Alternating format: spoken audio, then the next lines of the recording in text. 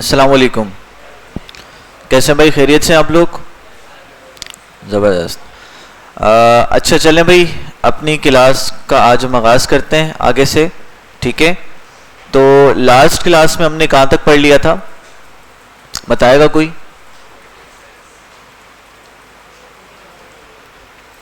भाई देखें, हमने सेल बेसिक्स पढ़ ली थी। ठीक है, सेल को इंसर्ट कैसे करते हैं, डिलीट कैसे करते हैं, ये सारी की सारी चीज़ें हमने पढ़ ली थी।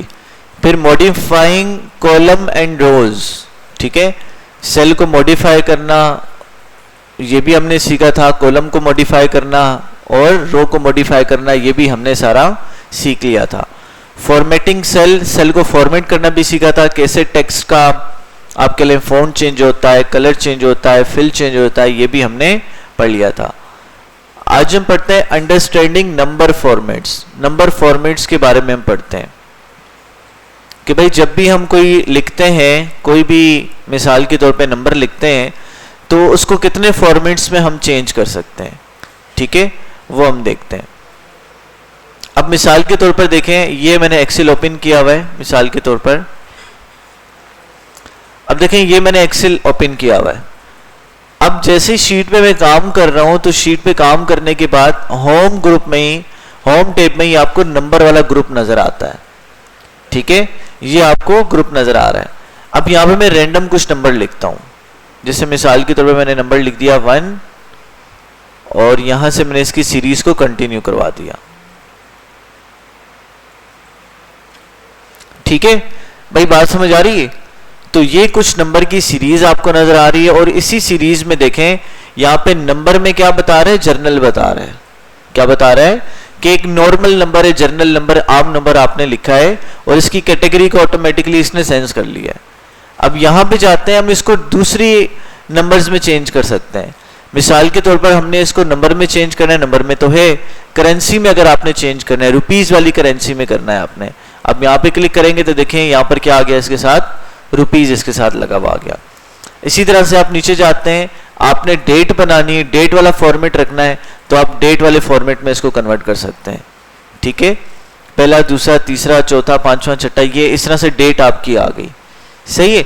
इसी तरह से आप चाहते हैं कि भाई लॉन्ग डेट आपके पास आए, तो इसको लॉन्ग डेट की फॉर्म में आप चेंज कर सकते हैं।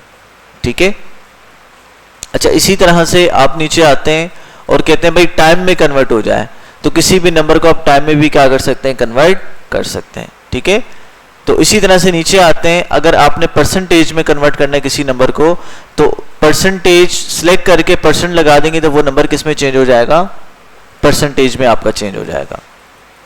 ठीक है, समझ आ रही है? लेकिन यहां पे 1 का मतलब क्या होता है, 100%। ठीक है, अगर आपने 20% शो करना है तो आप क्या लिखेंगे, 0.2 लिखेंगे। 30% का मतलब क्या है, 0.3। 40 का मतलब क्या है, 0.4। अब देखो, इसको मैं सिलेक्ट करके मैं यहां से परसेंटेज देता हूं, यहां से भी देख सकते हो और नीचे आकर भी आपने यहां से परसेंटेज देना है, तो 20, 30, 40 कन्वर्ट करेगा। लेकिन 1, 2, 3, 4 जैसे 14 तक मैं नंबर लेके गया था, 14 तक लेके जाओगे तो 1 को क्या करेगा, 100 कंसीडर करेगा, 2 को 200, 3 को 300, 4 को 400 और इस तरह से 100 आगे मल्टीपल वैल्यू लेता चला जाएगा। ठीक है, समझ आ रही है? अच्छा, आगे चलते हैं और क्या क्या फॉर्मेट्स हमें देखने को मिल रहे हैं। अच्छा, टाइम हो गया, परसेंटेज हो गया, फ्रैक्शन में चेंज करना है, तो फ्रैक्शन में तो ऑब्वियस ही बात है, ऑलरेडी था। जैसे मैं मिसाल के तौर पर 0.2 है, 0.3 है, 0.4 है, 0.5 है, इनको फ्रैक्शन में चेंज करना है, ये फ्रैक्शन में चेंज हो जाएंगे। देखो, ये 1 भी फ्रैक्शन में है, 1 के नीचे क्या मौजूद है, 1 मौजूद है, लेकिन नजर नहीं आ रहा, हम लिखते भी नहीं है। अब इसको फ्रैक्शन में चेंज करते हैं, ये जनरल में मौजूद है, फ्रैक्शन में जाकर हमने चेंज कर दिया। देखो, इसने किस में चेंज करके दे दिया, आपको फ्रैक्शन में चेंज करके दे दिया। ठीक है, फ्रैक्शन में तो चेंज किया, लेकिन फ्रैक्शन की भी सिंपलेस्ट फॉर्म दी आपको। ठीक है, अच्छा, आगे चलते हैं। साइंटिफिक नोटेशन, अगर मिसाल के तौर पर आपके पास कोई नंबर है, आपने उसको साइंटिफिक नोटेशन में चेंज करना है। भाई साइंटिफिक नोटेशन पढ़ी थी ना हमने, किसी भी बड़े से बड़े नंबर या छोटे से छोटे नंबर को 10 की पावर में लिखना क्या कहलाता है, साइंटिफिक नोटेशन कहलाता है। देखो, ये क्या बता रहा है, 1 एक्सपोनेंट 0, मतलब के एक के आगे कुछ भी जीरो नहीं लगेगा। अगर लिखा हुआ होता जैसे मिसाल के बाद 1200 है, इसको मैं कन्वर्ट कर दूं साइंटिफिक नोटेशन में तो क्या बनेगा 1.2 एक्सपोनेंट क्या बनेगा, कितने नंबरों के आगे पॉइंट लेके गया हूं, देखो पॉइंट आखिर में 1 2 3 तीन नंबरों के आगे पॉइंट को लेके गया हूं तो क्या बनेगा 10 की पावर 3 क्या बनेगी 1.2 एक्सपोनेंट 3 बनेगा। करके देख लेते हैं, यहां पे गए हमने इसको साइंटिफिक में चेंज कर लिया। ठीक है, इसका मतलब क्या है कि भाई आपने क्या करना है 1 के आगे जो पॉइंट लगा हुआ है आपने उसको 3 नंबरों के आगे शिफ्ट करवाना है। सही है। अच्छा, उसके बाद हम आगे आते हैं, टेक्स्ट है, अगर आपने टेक्स्ट में कन्वर्ट करना है यानी कि नॉर्मल जर्नल में कन्वर्ट करना है तो आप इसको टेक्स्ट में लेके जाके कन्वर्ट कर सकते हैं। ठीक है, आगे चलते हैं। अब मिसाल के तौर पर अब दोबारा हम एक्सपोनेंट वाली फॉर्म लाते हैं। देखो अब ये क्या बता रहा है, ये 1 एक्सपोनेंट 3 बता रहा है, लेकिन मैंने लिखा क्या था 1200 लिखा था, 1.2 बताना चाहिए। ठीक है, मैं चाहता हूं कि भाई ये कम से कम 1 डेसिमल तक की वैल्यू बताए मुझे, 1 डेसिमल तक की वैल्यू मुझे, यानी कि डेसिमल पॉइंट के बाद 1 वैल्यू मुझे रख के बताए। तो यहां से देखिए आप चेंज कर सकते हैं डेसिमल पॉइंट को, ये डिक्रीज डेसिमल है, ये आपका इंक्रीज डेसिमल है। इंक्रीज डेसिमल करेंगे तो देखो अब ये क्या बता रहा है 1.2 बता रहे हैं, 1.2 एक्सपोनेंट 3। समटाइम ये होता है कि आप जब किसी भी नंबर को डिवाइड करते हो, जिसे आपने किया 1 डिवाइडेड बाय 3, ठीक है, तो ये आ रहा है 0.33333। आप चाहते हो कि 0.333 ना है, क्या है पॉइंट के बाद कितनी वैल्यू आए, 1 वैल्यू आ जाए, 2 वैल्यू आ जाए। ठीक है, जितनी वैल्यू आप रखना चाहते हो। आप एक सेल में ये काम करना चाहते हो तो एक सेल में जाओगे, सिलेक्ट करोगे और यहां से क्या कर दोगे डिक्रीज डेसिमल करोगे। जैसे जैसे डिक्रीज डेसिमल करोगे तो ये क्या करेगा डेसिमल पॉइंट को कम राउंड ऑफ करता जाएगा। अगर यहाँ पे 1 बढ़ाने की जरूरत होगी तो 0.4 करेगा, अदरवाइज 0.4 नहीं करेगा, रूल्स लगा के आपकी वैल्यू को डिक्रीज करेगा। ठीक है, समझ आ रही है। तो जितने डेसिमल पॉइंट आपने रखने हैं और उतने डेसिमल पॉइंट आप रख सकते हो। अच्छा, डेसिमल पॉइंट के बढ़ने से क्या होता है, डेसिमल पॉइंट के आगे डिजिट अगर बढ़ता चला जाता है तो इसका फायदा क्या होता है,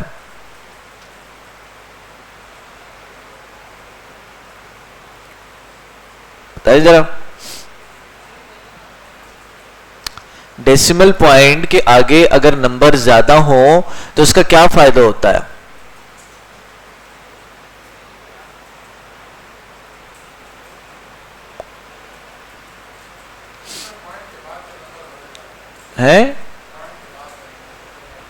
बढ़ जाता है।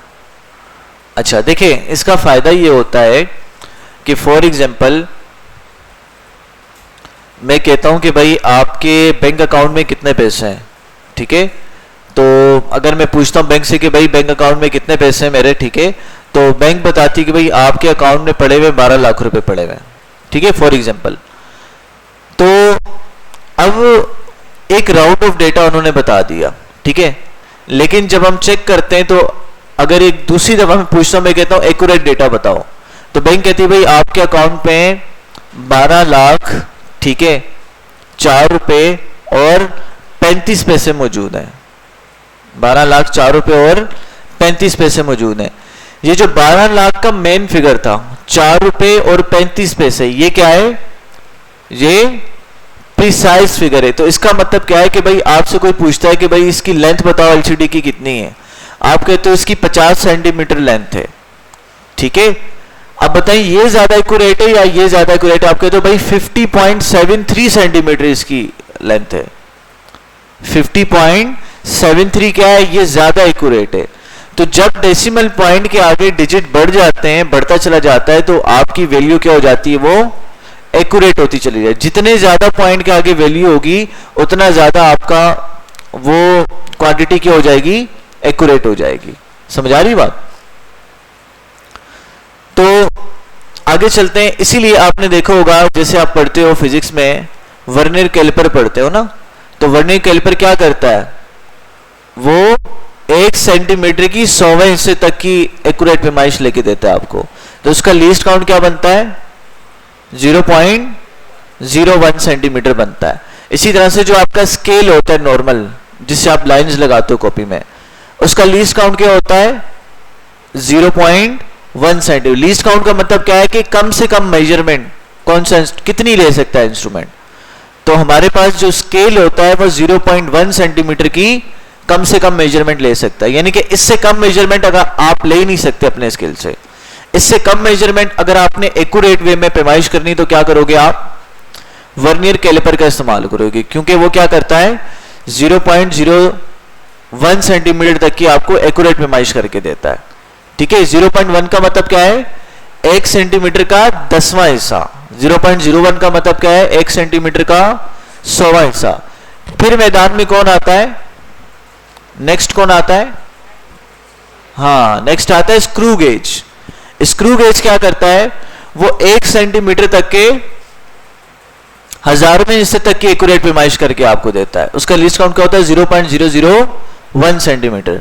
तो आप देख रहे हैं जैसे जैसे आपके पास लीस्ट काउंट बढ़ता चला जा रहा है, मतलब के पॉइंट के डेसिमल पॉइंट के आगे डिजिट बढ़ते चले जा रहे हैं, वैसे वैसे एक्यूरेसी बढ़ती चली जा रही है।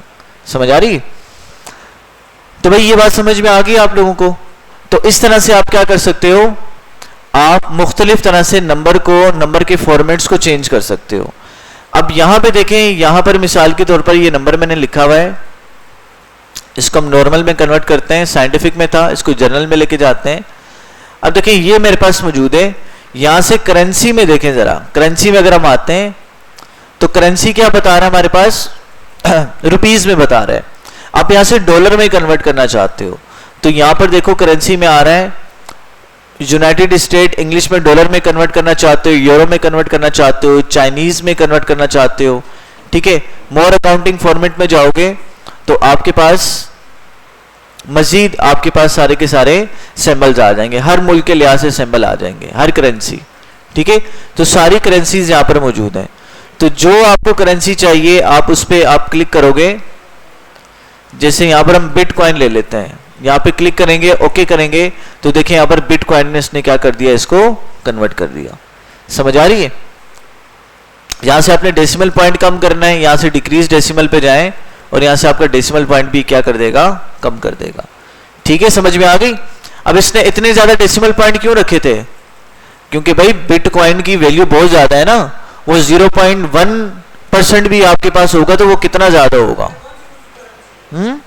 ये वर्चुअल करेंसी बेटा किसी मुल्क के नहीं है, जैसे आपके पास वर्चुअल नंबर होता है ना, जैसे फिजिकल नहीं होती करेंसी, ये वर्चुअल करेंसी आप समझ लें। जैसे फिजिकल सिम कार्ड होता है, एक होता है वर्चुअल, यानी कि कार्ड नहीं डल रहा है लेकिन कंपनी आपको नंबर अलॉट कर देती है, इसी तरह की करेंसी। ठीक है, तो खैर समझ में आ गई यहां तक बात। अच्छा, उसके बाद देखिए हमारे पास नेक्स्ट हमारे पास क्या है, आगे चलते हैं हम। ये भी हमने सारा देख लिया, डेट लगाना देख ली, सारी चीजें हमने करना देख ली इसमें।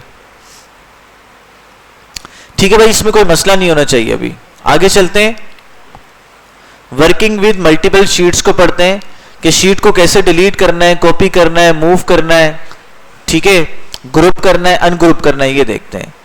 भाई देखें, शीट को ऐड करना तो आपको आता है ना, आपने नई शीट लेनी, इस शीट पे आपने काम कर लिया, आपने नई शीट लेनी, यहाँ पे प्लस का सिंबल बना हुआ है, आप इस पे क्लिक करेंगे आपकी नई शीट आपके पास आ जाएगी।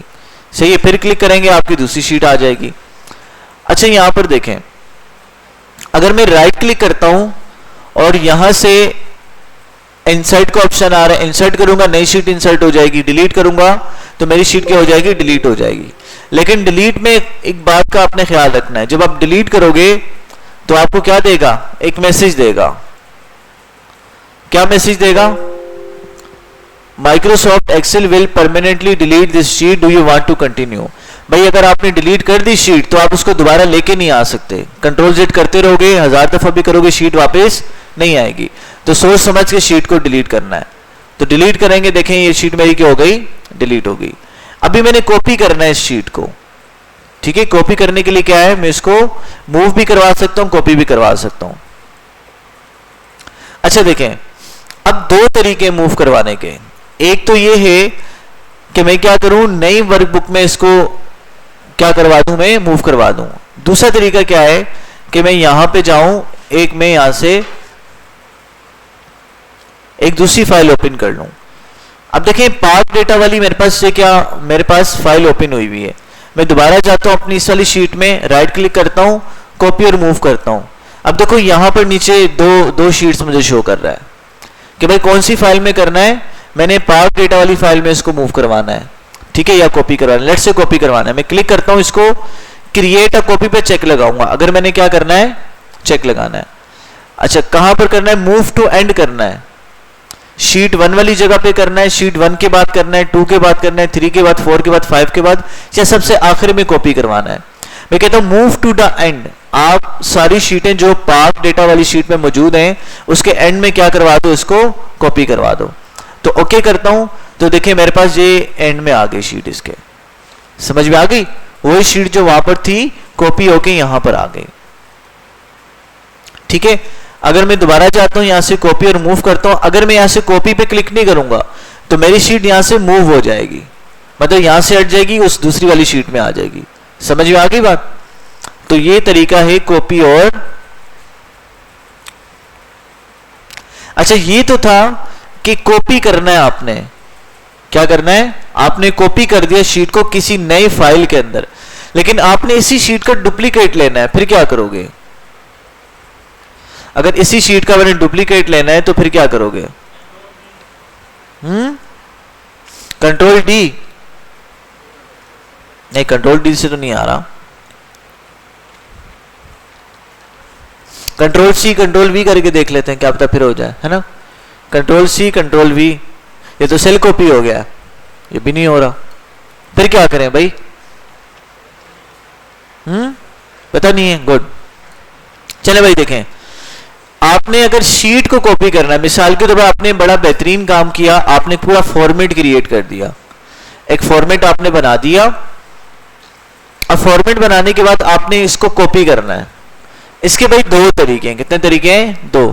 पहला तरीका क्या है कि राइट क्लिक करें, कॉपी पे जाएं और यहां से क्रिएट कॉपी पे क्लिक करें। भाई मुझे चाहिए इसी बुक 1 वाली फाइल में मुझे इसकी कॉपी चाहिए, इसी फाइल को सिलेक्ट किया जिसके अंदर मैं मौजूद हूं और ओके कर दूंगा। ओके करूंगा, देखो कॉपी बन के आ गई, शीट की आ गई ना। अब इसकी शॉर्टकट लिखो बेटा, शॉर्टकट क्या है, कंट्रोल दबा के रखना है कीबोर्ड से। क्या दबाना है, उस जिस शीट का आप डुप्लीकेट लेने लगे हो आपने कंट्रोल दबा के रखना है और माउस का लेफ्ट क्लिक आपके पास मौजूद है, इस लेफ्ट क्लिक को ड्रैग एंड ड्रॉप करना है, ठीक है। जिस शीट के आगे आप इसको लेके जाओगे देखो वहां पर इसकी क्या हो जाएगी, डुप्लीकेट क्रिएट हो जाएगा। सही है, कंट्रोल दबा के रखना है और ड्रैग एंड ड्रॉप करना है। जितनी दफा ड्रैग एंड ड्रॉप करोगे उतनी दफा आपकी शीट की डुप्लीकेट निकलती चली जाएगी।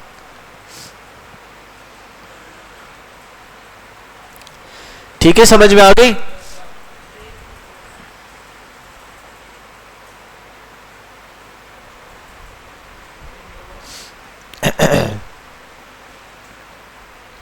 अच्छा चले आगे। उसके बाद क्या हमारे पास ये शीट्स हमारे पास आ गई। इस शीट को आपने रीनेम करना है, तो रीनेम करने के लिए क्या है, रीनेम पे क्लिक करें और यहां से जो भी नेम आपने देना है आप इसको नेम दे दें। एक तरीका तो ये शॉर्टकट क्या है कि शीट के ऊपर जाके डबल क्लिक करें, शीट के ऊपर जाके लेफ्ट डबल क्लिक करेंगे तो क्या होगा आपके पास, अगेन आप उसको रीनेम कर सकते हैं। ठीक है, क्लियर होगी बात, आगे चलते हैं। उसके बाद टेप कलर आ रहा है, आपने क्या करना है, यहां से टेप कलर चेंज करना चाहते हैं तो आपका टेप कलर भी यहां पे टेप कलर में जाके आप क्या कर सकते हैं, कलर को चेंज कर सकते हैं। ठीक है, समझा गई। अच्छा उसके बाद देखें, आपने क्या करना है, शीट को ग्रुप करना है। क्या करना है, ग्रुप करने के लिए आप क्या करोगे, आपने कंट्रोल दबा के रखना है, जिन शीट्स को आपस में आपने ग्रुप करना है, कंबाइन करना है, आप कंट्रोल दबा के क्लिक करोगे। देखो कंट्रोल दबा के मैंने क्लिक किया हुआ है, अब ये ग्रुप हो चुकी हैं। क्या हो चुकी हैं, ग्रुप हो चुकी हैं। मैं इसको क्या करता हूं, आगे पीछे मूव करता हूं तो ये सारी की सारी देखो आगे मूव होंगी। अब देखो शीट 6 पीछे आ चुकी, बाकी शीट्स मेरी आगे आ चुकी हैं। ठीक है, समझ आ गई। तो इस तरह से आप ग्रुप बना सकते हो। आप दोबारा कंट्रोल दबाओ, क्लिक करते जाओ, जिस शीट का ग्रुप लेना आपने ग्रुप बना दिया। अनग्रुप करना है, आप क्या करो, दोबारा कंट्रोल दबाओ, दोबारा उनको क्लिक करो तो ये अनग्रुप होती चली जाएंगी। ठीक है, समझ आ रही है। तो इस तरह से हम शीट्स को ग्रुप भी कर सकते हैं, अनग्रुप भी कर सकते हैं। अगर आपने शीट को हाइड करना है, डिलीट नहीं करना, ठीक है, आप कह रहे हो कि भाई जब मैं इसका पीडीएफ निकालूं, जब मैं इसको क्या करूं, लोगों को शेयर करूं, तो ये शीट हाइड हो जाए, डिलीट ना हो, क्योंकि बाद में भी आपने काम करना है। तो राइट क्लिक करें, हाइड पे क्लिक कर दें, राइट क्लिक करें और हाइड पे क्लिक कर दें, ठीक है, आपकी शीट क्या हो जाएगी, हाइड हो जाएगी, यहां पे आपको नजर नहीं आएगी। सही है, समझ आ गई। अच्छा, अब आपने दोबारा शीट्स को लेके आना है, तो क्या करें, राइट क्लिक करें, अनहाइड पे क्लिक कर दें। अनहाइड पे क्लिक करेंगे, आपसे पूछे कौन सी शीट आपने अनहाइड करनी है, जो शीट अनहाइड करनी है उसको क्लिक कर दें, आप सिलेक्ट करके ओके कर दें, वो शीट आपकी दोबारा से अनहाइड हो जाएगी। हाँ, कॉलम हाइड करना, कॉलम को सिलेक्ट करें और राइट क्लिक करें, यहां पर हाइड का ऑप्शन आ रहा है, कॉलम आपका हाइड हो गया। ठीक है, जितने कॉलम हाइड करने हैं उन सारों को ऐसे सिलेक्ट करें, राइट क्लिक करें और हाइड कर दें, सिंपल। ठीक है, अगर कॉलम को लेके आना है तो हमने पढ़ा था फॉर्मेट में, हमने पढ़ा था अनहाइड, हाइड और अनहाइड आ रहा है, सही है। तो आपने अनहाइड करने कॉलम, तो अनहाइड कॉलम पे क्लिक करो, सारे कॉलम वापस आ जाएंगे। सही है, समझ आ गई। अच्छा जी, अब और क्या हमारे पास, ये भी हमने देख लिया।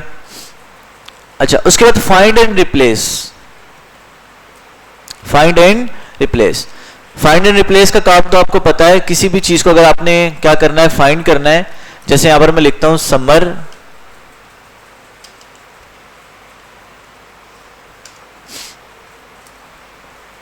ठीक है, तो एडिटिंग वाले ग्रुप में फाइंड एंड रिप्लेस की कमांड आ रही है। तो आप फाइंड पे क्लिक करते हो तो यहां पर आपको पूछता है अपने क्या फाइंड करना है। मैं कहता हूं मैंने फाइंड करना है सम, और फाइंड ऑल कर देता हूं, तो मुझे बता रहा है कि भाई फाइंड ऑल का मतलब क्या है कि पूरे वर्कबुक में देखेगा कहां कहां समर मौजूद है। ठीक है, देखो उसने बता दिया भाई बुक 1 में, मेन फाइल में, शीट नंबर 5 में, सेल नंबर इसमें ये समर मौजूद है। समझ आ रही है। तो ये इस तरह से आपको फाइंड करके देगा। मिसाल के तौर पर हम शीट 4 में जाते हैं, यहां पे लिखते हैं समर,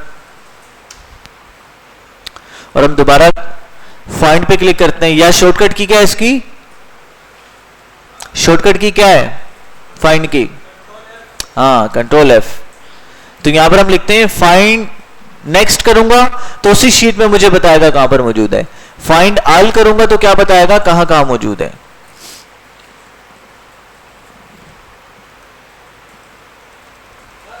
जी, गिनती भी आप सर्च कर सकते हो।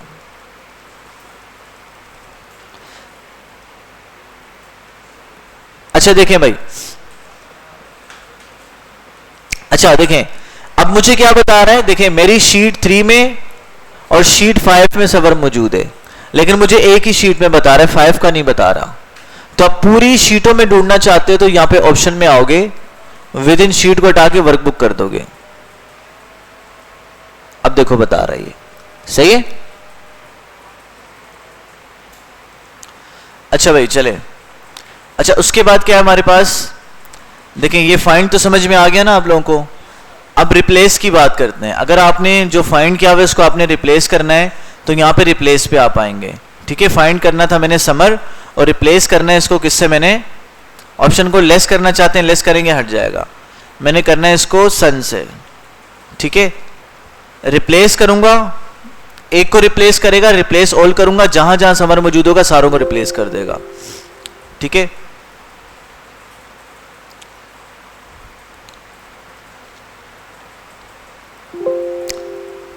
यहां पर तो है ही नहीं, क्या बोल रहा है।